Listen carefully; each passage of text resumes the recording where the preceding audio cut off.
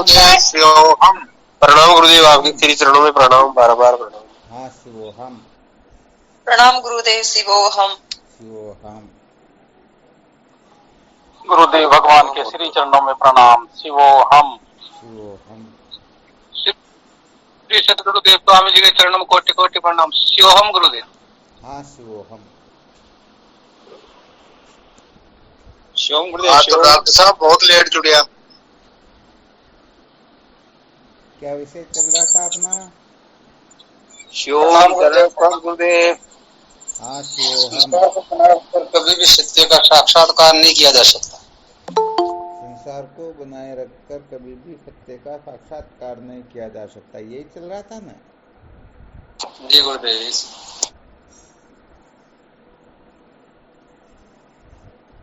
अच्छा, संसार को बनाए रखकर सत्य का साक्षात्कार क्यों नहीं किया जा सकता, क्या कारण है?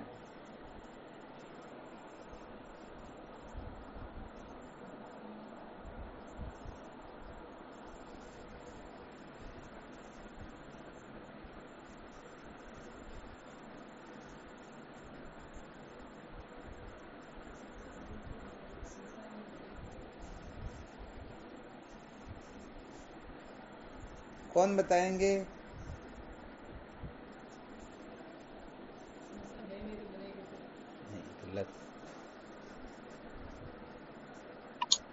महाराज जी, जब तक संसार दुख स्वरूप नहीं लगेगा तब तक वृत्ति उसी और रहेगी। हम अविद्या से बंधन से छुटकारा पाने की हमारी इच्छा ही नहीं होगी। ये बहुत अच्छी बात। यह प्रश्न था कि संसार को बनाए रखकर सत्य का साक्षात्कार क्यों नहीं कर सकते हैं?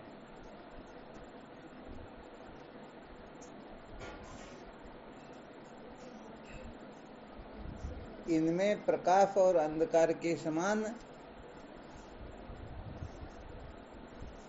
क्या है? एक अंधकार रूप है तो दूसरा प्रकाश रूप है। अच्छा, कोई अंधकार को बनाए रखकर प्रकाश अथवा प्रकाश को बनाए रखकर अंधकार का साक्षात्कार कर सकता है क्या? कभी नहीं कर सकता है। नहीं कर सकता है, अर्थात दो विरोधी वस्तु एक साथ में रह सकती ही नहीं।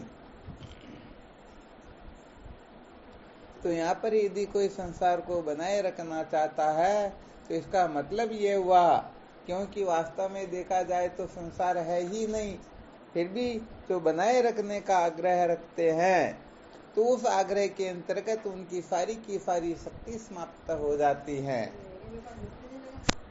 क्या हो जाती है? शक्ति खत्म, एक दूसरे के विरोधी है। हाँ, ये एक दूसरे के विरोधी है। अर्थात कोई संसार को बनाए रखना चाहता है तो सत्य का साक्षात्कार कल्प कल्पांतर तक भी नहीं कर सकता है, और यदि कोई सत्य का साक्षात्कार करना चाहता है तो उसके जीवन से मूल रूप से पूर्ण रूप से संसार को बनाए रखने का आग्रह निवृत्त हो ही जाएगा। स्वामी जी के चरणों में साष्टांग प्रणाम। हाँ शिवोहम। एक निवेदन और कर दो। हाँ बिल्कुल बोलो। मन में एक तरंग आई है, इसलिए कहता हूँ कि भाई इसी आधार को लेकर के सब समुच्चय का खंडन किया गया। हाँ क्या बात है, बहुत बहुत धन्यवाद। ये वेदांत विशेष रहस्य लोग क्या इसको समझते नहीं है। क्या होता है कि ठीक ठीक मर्म को समझे बिना लोग आक्षेप भी बहुत ज्यादा लगा देते हैं। ध्यान देना इस जगह पर। क्या करते हैं, जैसे वेद भगवान कहते हैं, श्रुति माता संत शास्त्र कह देते हैं, न कर्मणा न परजया न धनेन त्यागे न के अमृतत्व मांसु। कर्म धन भोग से अमृतत्व की प्राप्ति नहीं होती, बल्कि इनके त्यागने से होती है। तो यहाँ पर जो सम समुच्चय व क्रम समुच्चय के रहस्य को नहीं समझते हैं वे ही ऐसा आक्षेप लगाते हैं। सम समुच्चय क्रम समुच्चय समझ में आया क्या? नहीं आया गुरुदेव। हाँ, इसको बहुत अच्छी तरह से समझना होता है। यदि यहाँ पर कोई गड़बड़ करता है तो जीवन भर गड़बड़ करता ही रहता है। जैसे कोट का एक बटन गलत लग जाता है तो सारे के सारे गलत ही लगते हैं। तो यहाँ पर समसमुच्चय का अर्थ होता है, ध्यान देना अच्छी तरह से, ज्ञान के द्वारा जो परमधाम प्राप्त किया जाता है, ज्ञान के द्वारा जो मुक्ति होती है, वह मुक्ति कर्म से भी हो सकती है। किससे हो सकती है? कर्म से हो सकती है। हाँ, कर्म, उपासना, ध्यान, समाधि, जप तप, तीर्थ व्रत, पूजा पाठ कैसा भी साधन क्यों न लो, ज्ञान के समान किसी को भी हम महत्व दे देते हैं तो हम समझो समसमुच्चय को महत्व दे रहे हैं। समसमुच्चय के अनुसार अपने आप को क्रियान्वित कर रहे हैं। अब विचार करके देखो, ज्ञान की बराबरी का दर्जा इन जड़ कर्मों को दे करके सचमुच में कोई विद्या के बंधन से मुक्त हो सकता है क्या? कदापि नहीं। अरे कहने का मतलब, कहाँ तो राजा भोज और कहाँ गंगू तेली। आ रहा है समझ में? तो अधिकतर संसार के अंतर्गत इसको अर्थात समसमुच्चय को ही मानने वाले होते हैं। ऐसा समझो, जो संसार को बनाए रखना चाहते हैं वे सारे के सारे समसमुच्चयवादी ही होते हैं। तो यहाँ पर बहुत सारे लोग तो ऐसा कह देते हैं, हम कर्म और ज्ञान इन दोनों का एक साथ ही अनुष्ठान करते रहेंगे, इसको भी समसमुच्चय कह दिया जाता है। और वास्तव में समसमुच्चय का अर्थ होता है ज्ञान के द्वारा जो अविद्या के बंधन से छुटकारा प्राप्त किया जाता है, वह का वह छुटकारा हम कर्म के द्वारा, अन्य साधनों के द्वारा भी कर लेंगे। बस यही कर्म समसमुच्चय होता है। अब देखो होता क्या, थोड़ा ध्यान देना। भगवान शंकराचार्य जी महाराज विवेक चूड़ामणि में लिखते हैं, न प्रमाणिकी भवती भ्रांत्या मोहित कल्पना, अर्थात मोह युक्त भावुक पुरुषों की हुई कल्पनाएं माननीय नहीं हुआ करती।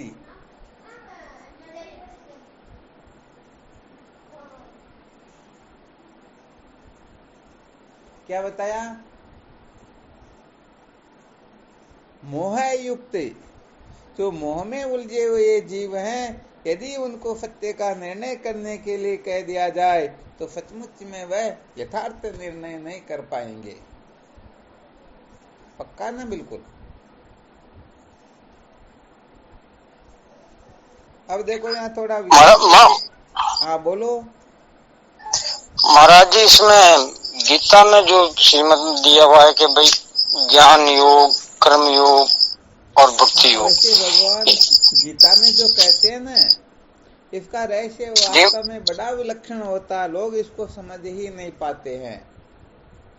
यहाँ पर भगवान स्वयं अपने श्रीमुख से कथन कर रहे हैं, यत सांख्ये प्राप्यते स्थानम तद्योगेरपि गम्यते, एकम सांख्यम च योगम च ये पश्यति स पश्यति।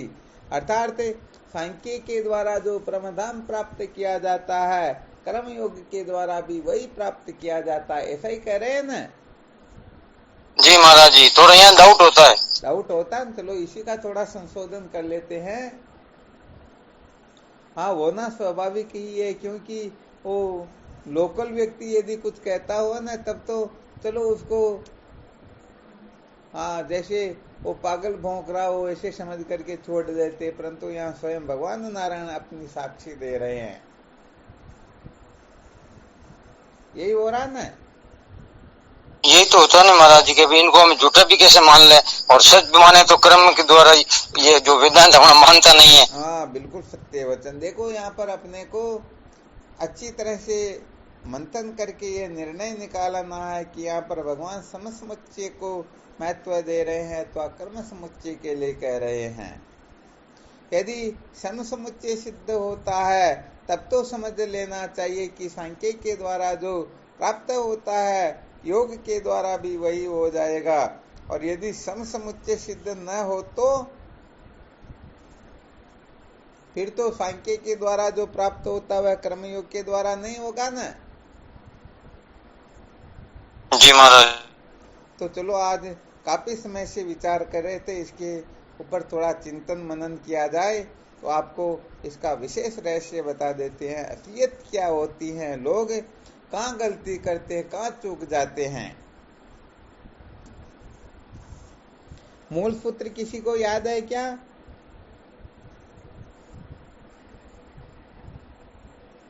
अभी जो सुनाया गया था, यत सांख्ये प्राप्यते स्थानम तद्योगेरपि गम्यते। आवाज बराबर आ रही है ना? सांख्य योग से प्राप्त हो, कर्म योग से भी प्राप्त हो सकता है। हाँ, यहाँ पर एक तो प्राप्यते शब्द बताया गया है और एक गम्यते शब्द आता है। यत सांख्ये प्राप्यते स्थानम तद्योगेरपि गम्यते। तो प्राप्यते का अर्थ होता है पहुंचना और गम्यते का अर्थ होता है जाना। ध्यान देना, थोड़ा सूक्ष्म बुद्धि से मंथन करोगे तभी ही ये रहस्य समझ में आएगा। विचार करना, जैसे कोई भीलवाड़ा से जयपुर जा रहा है, कहाँ पर जा रहा है? भीलवाड़ा से जयपुर जा रहा है।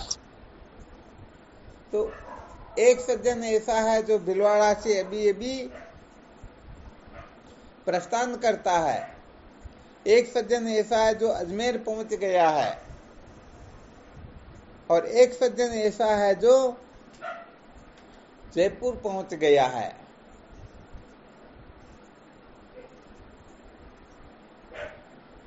रामदीन जी महासाहब की क्या हुआ भाई?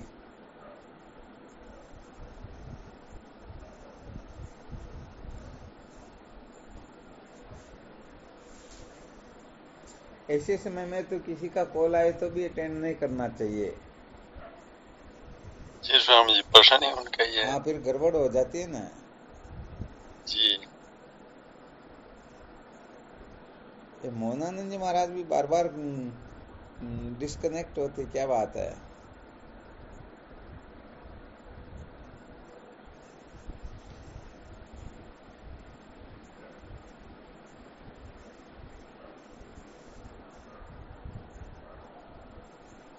तो इसमें एक तो प्राप्यते शब्द का, रामदीन जी महासाहब आपका ही प्रश्न था और क्या बात है, कॉल आ गया क्या? अब क्या हो गया साहब, तो कॉल आ गया था। अरे तो गड़बड़ हो गई, कॉल तो बाद में बात कर लेते, कहीं नहीं जाएंगे। अरे फोन गम गया था, उसको खाली बेल किया था। वाह, कोई बात नहीं, ठीक हो गया। तो देखो क्या होता है, यत सांख्ये प्राप्यते स्थानम तद्योगेरपि गम्यते। एक तो यहाँ पर प्राप्यते शब्द का वर्णन है और एक गम्यते शब्द का है। कम का अर्थ होता है जाना। रामदीन जी महासाहब ठीक है ना? ठीक है साहब, सुन रहा हूँ। और प्राप्यते का अर्थ होता है प्राप्त करना। बिल्कुल ठीक है। ठीक है जी। तो क्या होता, दृष्टांत दिया जा रहा, समझो कोई भीलवाड़ा से जयपुर जाने के लिए 2-3 मित्र, या समझो 2 मित्र ही तैयारी करते हैं। एक मित्र लेट हो जाता है तो 2-3 घंटे के बाद में निकलता और एक 3 घंटे पहले ही निकल गया। तो 2 मित्रों में से क्या होता, एक तो समझो जयपुर पहुंच गया और एक जो अजमेर पहुंचा। तो जो अजमेर पहुंचा वह भी जयपुर पहुंचेगा या नहीं पहुंचेगा? पहुंचेगा। परंतु कब पहुंचेगा? चलता रहेगा तब, अथवा अजमेर में ही डेरे डाल देगा तब? नहीं साहब, चलता रहने पर ही पहुंचेगा। अरे भाई, इनके अंतर्गत एक तो जयपुर को प्राप्त हो चुका है और दूसरा अजमेर में है, तो उसके लिए कहा जा रहा वह भी निश्चित रूप से जयपुर पहुंचेगा। परंतु बताओ, वह आगे चलेगा तब ही पहुंचेगा अथवा बिना चले ही पहुंच जाएगा? नहीं, वो तो गतिशील होगा तो ही पहुंचेगा। क्या बात है, बस बस बस, धन्यवाद। बस इसी जगह ये थोड़ा रहस्य साधकों के थोड़ा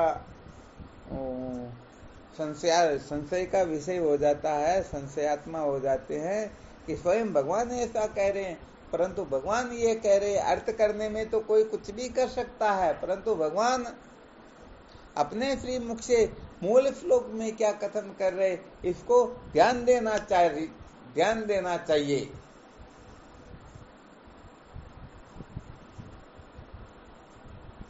अपि शब्द भी आया इसके अंतर्गत, अपि का अर्थ होता भी। तो जो सांख्य के द्वारा जो स्थान प्राप्त किया जाता है, कर्मयोग के द्वारा भी वहीं पहुंचा जाता है, परंतु कब? कर्मयोग के द्वारा अंतःकरण शुद्ध होने के पश्चात विवेकादि साधनों से संपन्न होकर जो ब्रह्म विचार करते हैं, वह भी निश्चित रूप से उसी जगह पहुंच जाते हैं जहां पर सांख्य योगी पहुंचता है। क्लियर? जी महाराज।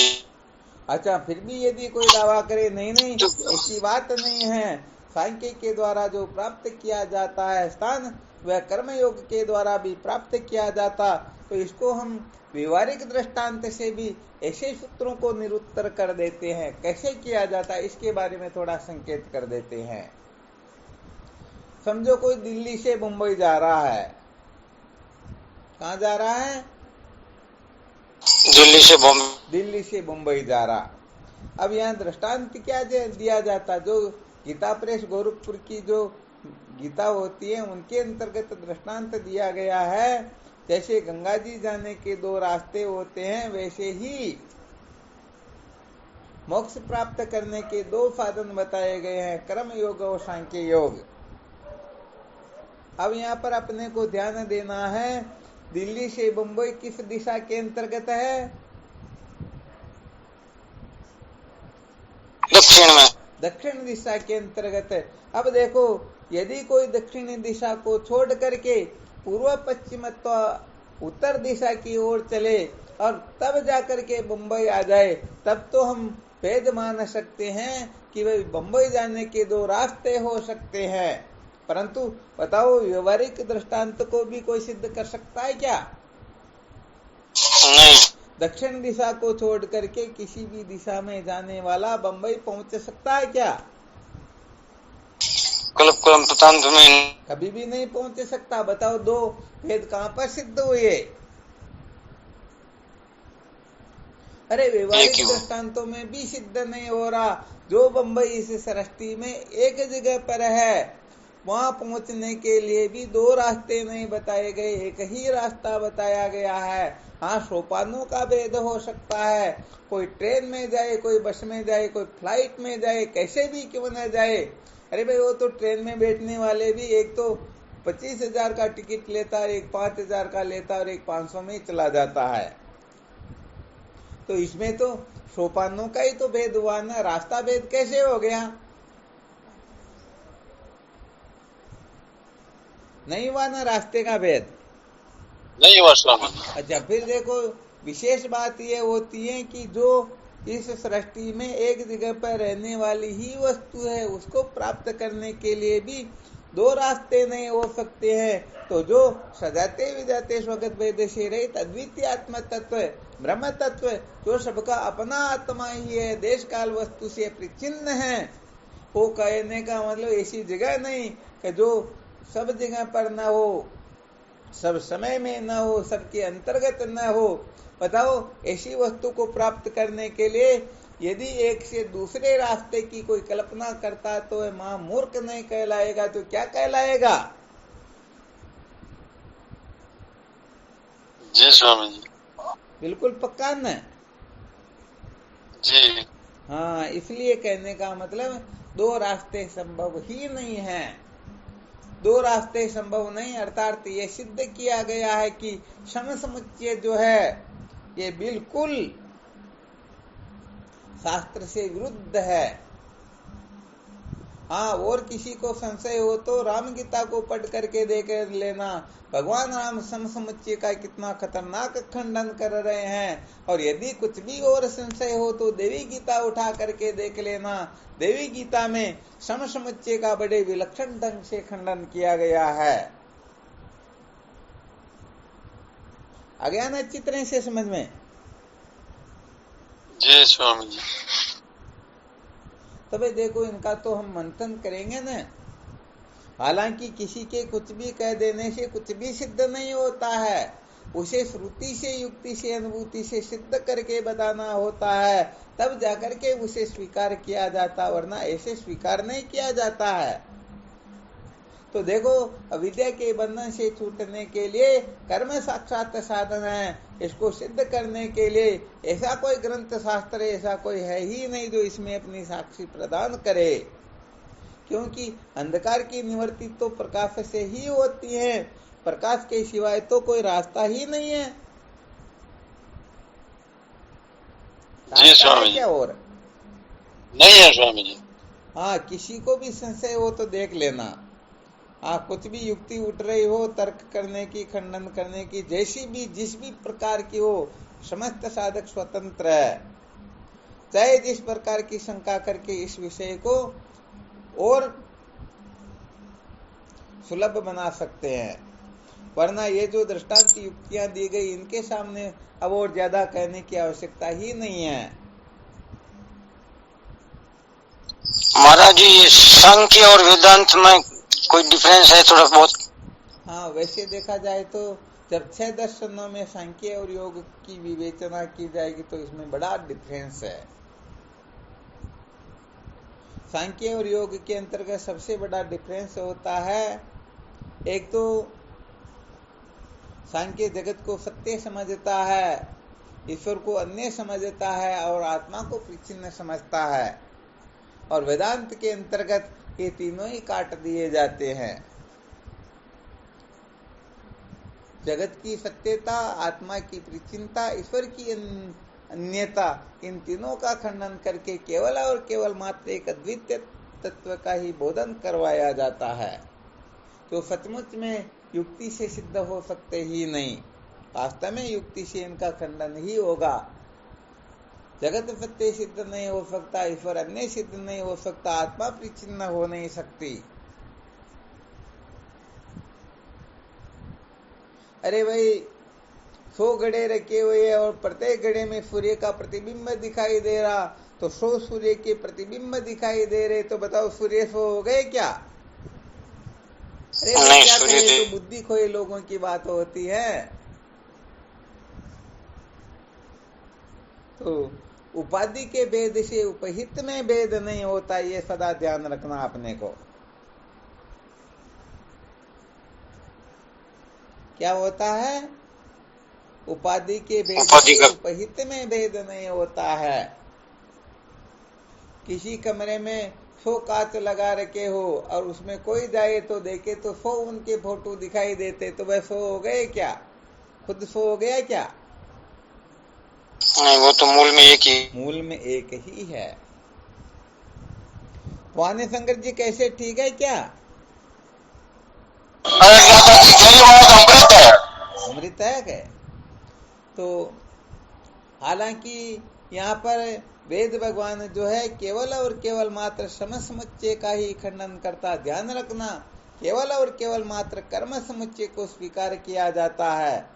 तो यहाँ ऐसी बात नहीं है कि यहाँ पर कर्म उपासना की निंदा की गई हो, इनका खंडन किया गया हो।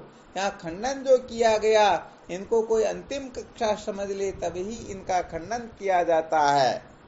इनका अनादर नहीं किया गया। कुल मिलाकर के इनको इनकी असली जगह बता दी गई, असली जगह इनको बैठा दिया गया। क्या किया गया? हाँ, असली जगह बता दिया। स्वामी जी, हाँ शिवोहम। अरे खंडन भी किया गया तो सकाम कर्म रूप से अगर कर्म उपासना करेगा तो उसका तो पहले नीति होगा, उसका खंडन नहीं होगा, और क्या। हाँ देखो, थोड़ा और संकेत कर देते। बहुत धन्यवाद, बहुत अच्छी बात बताई आपने। समझो, गीता गंगा जी जाने के 2 रास्ते बताए गए हैं। कितने रास्ते? 2। बहुत अच्छी तरह से ध्यान देना। 2 रास्ते बताए गए। अब उसमें से समझो कोई एक साधक जाता तो 2 रास्तों में से एक रास्ते का चयन करेगा ना? जी स्वामी जी। तो 2 रास्तों में एक रास्ते का चयन करेगा तो उसके लिए दूसरा रास्ता तो फालतू ही बनाया ना। बिल्कुल। अब दूसरा और विकल्प सुनो। यदि अपने को कोई कह दे या तो तुम त्याग करके परमात्मा को प्राप्त कर सकते हो, या मौज मस्ती मनोरंजन करते हुए खूब भोग भोगते हुए परमात्मा को प्राप्त कर सकते हो, बताओ तुम दो में से किस रास्ते का चयन करोगे? तो शायद लाख करोड़ व्यक्तियों को क्यों न पूछा जाए, एक भी त्याग का नाम नहीं लेगा, क्योंकि भोग के द्वारा जब भगवत प्राप्ति हो रही है तो बताओ त्याग को कौन महत्व देगा? फिर तो कोई नहीं देगा महाराज। कोई नहीं देगा न। तो यहाँ बहुत बड़ा गड़बड़ घोटाला हो गया न। सांख्य का नाम होता है त्याग और कर्म का नाम होता है ग्रहण। तो ग्रहण के द्वारा यदि भगवत प्राप्ति होती हो तो क्यों कोई त्याग के चक्कर में पड़ेगा? कोई नहीं पड़ेगा न। तो भाई वो जैसे स्वतंत्र होगा, जैसी उसकी इच्छा होगी, जैसे जिस करके उसे मजा आएगा वह उसी रास्ते का चयन करेगा न। अब बताओ उस रास्ते का चयन करेगा तो उसमें फिर चार साधन संपन्न होने की, गुरुदेव के शरण में जाने की, ब्रह्म विचार करने की कोई आवश्यकता शेष रह जाएगी क्या? कुछ नहीं। अरे तो ध्यान देना, सारा गड़बड़ घोटाला हो गया यहाँ पर।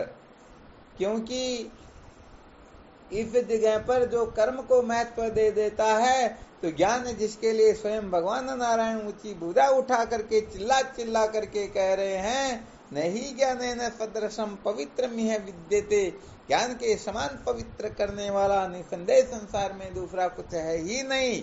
तो बताओ ऐसे ज्ञान को समझ में आ गया ना? ठोकर लगा दी नहीं लगा दी? दो रास्तों में एक रास्ते का चयन करने वाला जो भी है, यदि कर्म का चयन किया तो ज्ञान के ठोकर लग गई ना? बिल्कुल लग गई। तो हमारे वेदांत विचार की दृष्टि से ठीक तरह से विचार करके देखा जाए तो यदि कोई ज्ञान का चयन करता है तो बताओ कर्म की अवहेलना की गई क्या?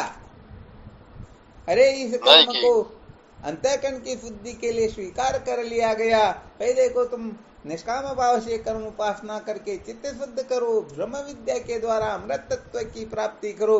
तो वेदांत के अंतर्गत तो इनकी अवहेलना की ही नहीं गई, परंतु इनके अंतर्गत कर्म को महत्व दे करके, कर्म को मुक्ति का साधन बता करके ऐसे ज्ञान की निंदा कर दी गई जो ज्ञान असली भगवान का असली स्वरूप है। तो बताओ ये सदा सदा के लिए संसारारण्य में भटकते रहेंगे या नहीं रहेंगे? रहेंगे स्वामी। इसलिए भगवान कृष्ण जब गीता में कहते हैं ना 3रे अध्याय में और 5वें अध्याय के अंतर्गत कर्म और ज्ञान का वर्णन करने बैठते हैं, तब इस प्रकार से वर्णन करते हैं कि लोग चक्कर में पड़ जाते हैं, समझते हैं कि भाई चलो दोनों में से किसी एक को ग्रहण कर लो। ये तो क्या होता है, टीकाकार लोग जो होते हैं ना वो अपने अपने हिसाब से उनका अर्थ निकाल लेते, इसलिए बड़ा गड़बड़ घोटाला हो जाता।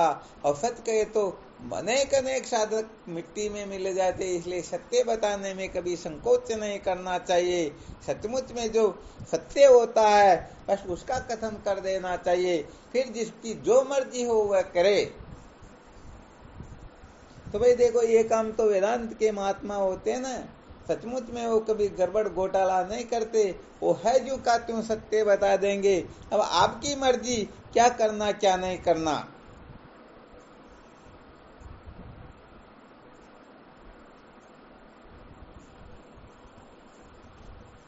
समझ में आ गया?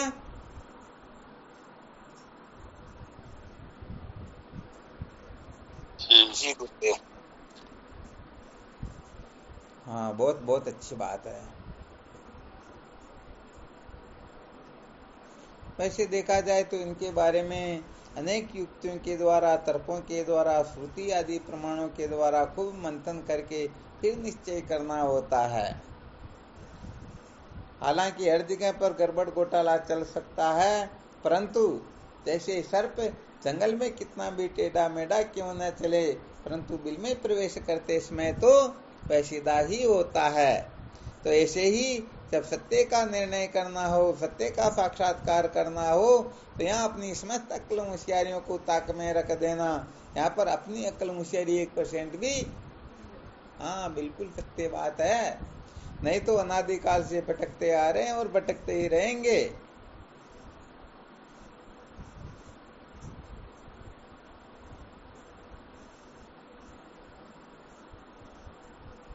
तो ज्ञान व कर्म की जब मीमांसा की जाती है तो पहले इस पर थोड़ा चिंतन मनन भी किया गया था, ज्ञान के हेतु स्वरूप फल के बारे में, और कर्म का ज्ञान का दोनों का तुलनात्मक अध्ययन करके देख लिया गया। इनके हेतु स्वरूप फल में मान अंतर होने के कारण ज्ञान के द्वारा जो प्राप्त होता है वह कर्म के द्वारा कल्प कल्पांतरों में भी प्राप्त नहीं किया जा सकता है। भगवान शंकराचार्य जी महाराज लिखते हैं, कृते गंगा सागर गमनम व्रत परिपालनम अथवा दानम ज्ञान विहीने सर्वमनेन मुक्तिर्न भवति जन्मसतेन। शायद सुना होगा, चरपट पंजरिका में आता है स्तोत्र।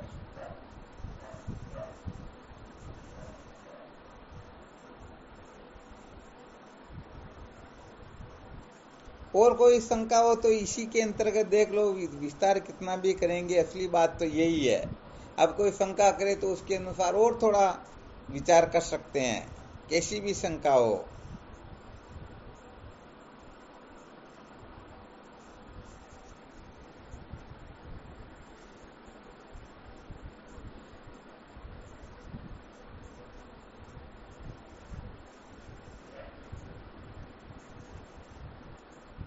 कोई शंका नहीं किसी को?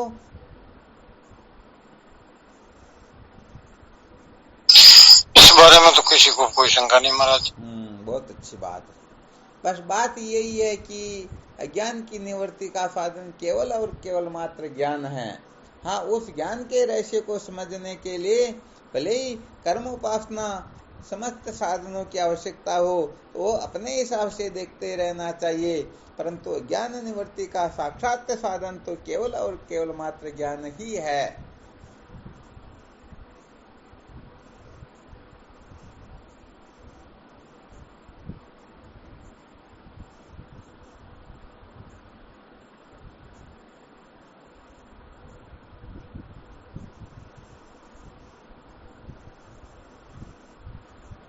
गुरुदेव, आपने जो शुरू में ऐसे बताया था कि सम समुच्चय में ज्ञान से परम धाम प्राप्त किया जा सकता है, फिर आपने वहीं पे ये बोला, हाँ वहीं पे आपने ये भी बोला कि वह आप कर्म उपासना ध्यान आदि से भी प्राप्त कर सकते हो। तो मतलब यहाँ मुझे थोड़ा कंफ्यूजन हो रहा है कि दोनों से अपन तो ज्ञान को ज्यादा महत्व दे रहे हैं। हाँ नहीं, बात भी यही बताई गई है। ये तो जो नाशमद लोग होते हैं ना, वो कहते हैं, वो ये कह देते हैं कि ज्ञान के द्वारा जो तत्व प्राप्त किया जाता है वह कर्म उपासना के द्वारा भी किया जाता है। बस इसी का भी खंडन किया गया। ऐसा कहने वाले महामूर्ख होते हैं, ऐसा समझना चाहिए।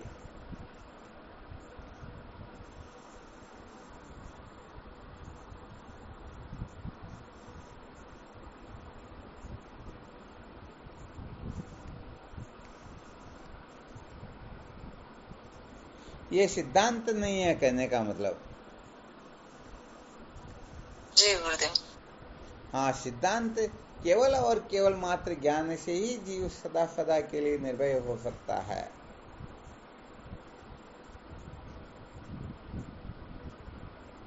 इसलिए ये सदा सर्वदा ध्यान रखना चाहिए कि ज्ञान के द्वारा ही ये विद्या के बंधन से छुटकारा प्राप्त किया जाता है, परंतु जब तक अंतःकरण शुद्ध नहीं होता है तब तक वेदांत विचार की ओर प्रवृत्ति नहीं होती है। तो कर्म उपासना आदि का आश्रय लेकर के अपने अंतःकरण को शुद्ध कर लेना चाहिए। जैसे कपड़े को सर्वप्रथम साफ किया जाता है और उसके पश्चात उस पर रंग चढ़ाया जाता है। यदि कपड़ा साफ नहीं होगा, रंग चढ़ा देंगे तो क्या होगा? जैसे ही कपड़े को धोएंगे सारा का सारा रंग उतर जाएगा ना। जी स्वामी जी, उतर जाएगा। हाँ, ये विशेष बात है। इसलिए पहले कपड़े को साफ कर लेना होता है। कुल मिलाकर के वेदांत जो है ना, वो 1% भी गड़बड़ घोटाले से युक्त नहीं है। क्योंकि उनके अंतर्गत सबको यथास्थान दिया गया। अपने भोले बाबा जो वेदांत छंदावली के रचयिता एक बार किसी वेदांत सम्मेलन में बोल रहे थे। एक प्रश्न उठाया गया, समझो कहीं द्वैतवादियों की सभा लगी हुई है। किनकी सभा लगी हुई है? द्वैतवादियों की, अर्थात न्याय, वैशेषिक, सांख्य, योग, पूर्व मीमांसा, इन 5 शास्त्र वालों की समझो सभा लग रही हो, और उस सभा में समझो कोई वेदांती आ जाए, तो बताओ उनके पास में ऐसी कोई कुर्सी है क्या जिस कुर्सी पर वेदांती को बिठा दे? नहीं है स्वामी जी। अरे क्या बात करते हो, उनके पास में है ही नहीं। और यदि वो उनको बिठा दे तो बताओ उनकी औकात है कि उनके बैठते ही वो जीवित रह जाए? सामर्थ्य है क्या? नहीं है, बिल्कुल भी। अरे जहाँ वेदांत का फेरी घोष होता है, अरे जंगल के अंतर्गत जब सिंह की गर्जना होती है तो सारे के सारे गिदड़ बिलों में चिपक जाते हैं। जब वेदांत की गर्जना होती है तो सारे के सारे वेदवादी निरुत्तर हो जाते हैं। अच्छा, फिर विचार करके देखो, कहीं वेदांतियों की सभा हो रही हो और वहां पर ये 5 शास्त्र वाले आ जाए, तो बताओ इनको बिठा सकते हैं या नहीं बिठा सकते हैं? बिठा सकते हैं। अरे बिल्कुल बिठा सकते हैं। अरे भाई, तुम अन्नमय कोश में बैठो, तुम प्राणमय कोश में बैठो, तुम विज्ञानमय कोश में बैठो, तुम आनंदमय को कहीं ना कहीं तो बिठा देंगे न? जी बिल्कुल बिठा देंगे स्वामी। हाँ, ये विशेष बात है। बीच में आवाज कट गई थी महाराज। आवाज कट गई है ना, चलो कोई बात नहीं। ऐसे यही कहा गया था, द्वैतवादियों की सभा में यदि कोई द्वैतवादी आ जाए तो फिर उनके पास में बिठाने का कोई विकल्प ही नहीं है, वो बिठा ही नहीं सकते। और यदि वह बैठ जाए तो वह फिर रहेंगे ही नहीं। और द्वैतवादियों के यहाँ सभा चल रही हो, यहाँ कितने भी द्वैतवादी क्यों ना आ जाए, सबको बिठाने के लिए जगह होती है, सबके लिए कुर्सियां उपलब्ध है। किसी को कहाँ बिठा देंगे, किसी को कहाँ, किसी को कहाँ, परंतु उनके लिए स्थान पहले से ही नियुक्त किया हुआ होता है।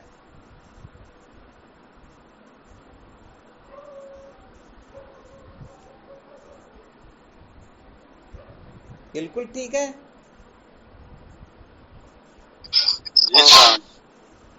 चलो, बहुत अच्छी बात। फिर इनका थोड़ा अच्छी तरह से मंथन करके देखना, क्योंकि मंथन करके हम स्वयं समझेंगे तभी काम चलेगा। कर्म और ज्ञान। महाराज जी, आपने फरमाया नहीं वो बाबा जी है, तो कुछ उदाहरण आप दे रहे थे क्या? हाँ, वो दे दिया। वेदांत छंदावली की रचयिता भोले बाबा दृष्टांत दे रहे थे। कहीं द्वैतवादियों की सभा हो और वहाँ अद्वैतवादी चला जाए तो उनको बिठाने के लिए उनके पास कोई जगह नहीं है, और अद्वैतवादियों की सभा हो, वहाँ द्वैतवादी चला जाए तो उनको बिठाने के लिए उनके पास में बहुत सारी जगह होती हैं, वह उनको कहीं पर भी बिठा देंगे।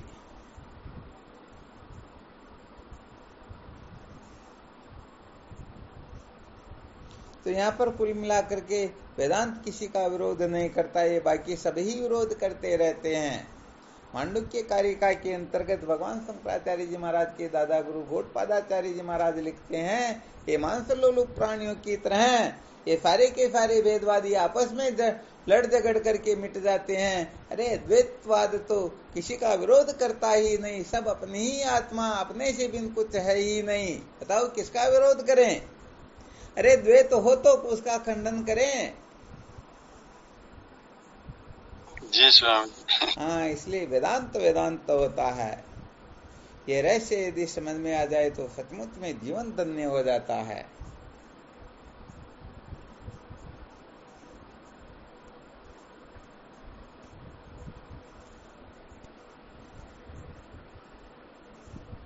गुरुदेव, एक विचार और। हाँ बिल्कुल बोलो। एक विचार हो रहा है, पता नहीं सही है कि गलत है। मैं पूछती हूँ कि आपने ये बोला कि जैसे कर्म ध्यान उपासना से हम अंतःकरण शुद्ध करते हैं, हाँ परंतु अगर अब यही अपन वेदांत पे चलते हैं तो नेति नेति अपनाते हैं वहाँ पे, तो ये कर्म भी कुछ नहीं है, ध्यान ये सब मतलब कुछ भी नहीं है उसमें, कुछ शेष रहता ही नहीं है, तो फिर ये कहने का फिर मतलब अंतःकरण का शुद्ध, हाँ अंतःकरण का शुद्ध करने का मतलब ये क्या हुआ फिर? ये अंतःकरण को शुद्ध करने का यही मतलब हुआ कि नेति नेति का रहस्य समझ में आ जाएगा, क्योंकि शुद्ध जल में ही हम अपने प्रतिबिंब को देख सकते हैं। तो शुद्धांतःकरण में ही आत्म तत्व का प्रतिबिंबन होता है, आत्म तत्व का साक्षात्कार होता है। कंदी झाड़ू से सफाई नहीं की जाती है।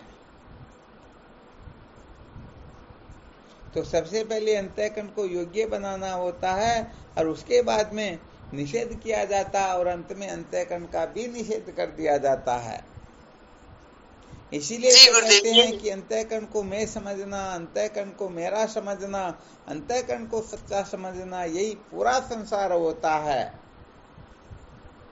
इसलिए अंतःकरण में नहीं, अंतःकरण मेरा नहीं, अंतःकरण सच्चा नहीं, ये जिस दिन समझ में आ जाएगा समझो उसी दिन हम कृतार्थ हो जाएंगे।